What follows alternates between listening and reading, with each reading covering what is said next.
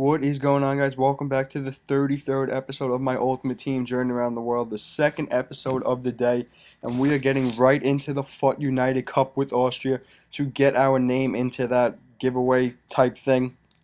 And we get off to a good start here. 28th minute, it's Janser going to find Arnautovic, and he gets the outside of the post off the diving header, but we do win a corner kick here, and Marko Arnautovic was active early on here.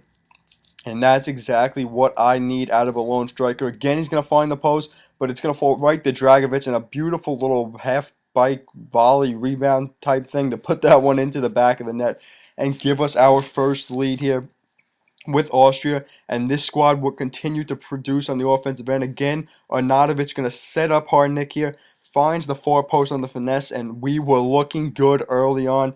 The offense was superb. The defense was solid. And I felt like I was starting to break out of my FIFA struggles that I have been having on Ultimate Team lately.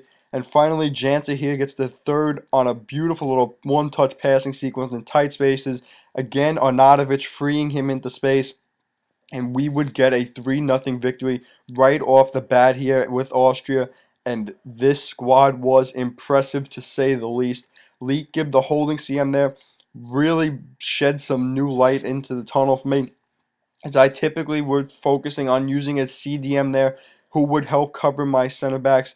But using Leakgeb there, he is a more of a playmaker type center mid, and he was a major factor in that game, beating guys in the middle of the field and being able to play some superb balls and really spread the ball all over the pitch. But like I said, I had gotten out of my struggles a little bit, and what I did was I was on FIFA before, and I was playing some head-to-head, and that might be something you guys would want to try if you are struggling, because the game speed in head-to-head is much slower. You don't have to deal with the pace and the through balls as much. You focus on playing possession, beating guys one-on-one, and really defending well, and that carried over into Ultimate Team early on here. As again, Junovic there gets a little lucky challenging Marchetti for that ball and puts it into the empty net. And we're going to give back an unlucky one there, so they kind of cancel each other out. Di Natale somehow bodies off Dragovic enough to get that shot off, but we would not wait to respond there. It's Ivan Shevich here going to get a good switch, and Junovic, again, plenty of space, back of the net, no question about that. He has been superb so far and has been a major factor on the offensive end. And here, like I said, corner kicks in FIFA are very dangerous if you do not execute them properly. And we're going to get out in the break, and it's Junovic going to spring in Arnautovic with the long through ball. Plenty of space to gather and find the back of the net. And the Austrian forward was be a major playmaker early on, setting guys up for goals in that first match, finishing here in the back of the net, and we were completely controlling the run of play and getting our way with everything. Here, we're going to fall right to Arnautovic, who's going to slip it in, and no, sir.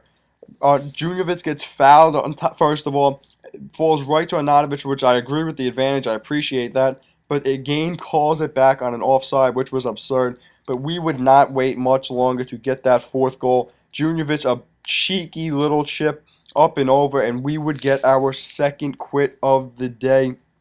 And we were rolling into the semifinals of this FUT United Cup, and 6,000 coins was looking like a very likely outcome. However, I got a little cocky and decided, let's see what the substitutes can do. And this was in part because I started to think that if I left some of the starters in for this game here, they would have to sit out the first 3 games of Division 2 if I lost this one, or the first 2 games if I did win the cup, and that would come back to cost me as we come up against this team, and this one was ugly. And a major part of that was the fact that I did not really look into my defensive backs.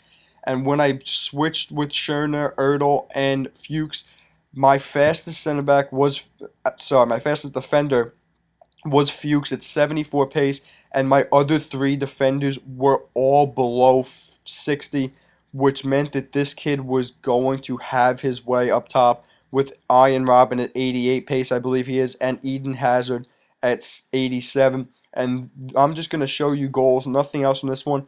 and you could see what kind of player this kid was, as he knew how to do nothing but play through balls over the top and on the ground and then pass across goal, which was rather embarrassing, I thought, for him. With a team that is much superior to mine, you would expect somebody to at least be able to score one on one with the keeper, but that was hardly the case, as this kid was much more willing to take the pass across instead of just beating the keeper one on one. And like I said, ugly one here is we give up 6 first half goals, but that was just a product of me not really looking into my defense and putting 360 below 60 pace defenders onto the pitch, and that is going to be a potential problem in divisions if I do not get my substitutes the right way. As if that is the case, we are going to be in for a couple long matches like this one here. And what happened here is I realized halfway through this game that it was a rather stupid decision of me to be willing to just kind of throw away 6,000 coins, excuse me, to just use my substitutes here and see what I was working with. But a poor decision there to wrap up episode 33. However, we will bounce right back in the next episode into divisions and get focused on getting that Division 2 title. So if you guys enjoyed this episode, a like, comment, and subscription would be greatly appreciated. Thank you guys for watching, and I will see you guys next episode.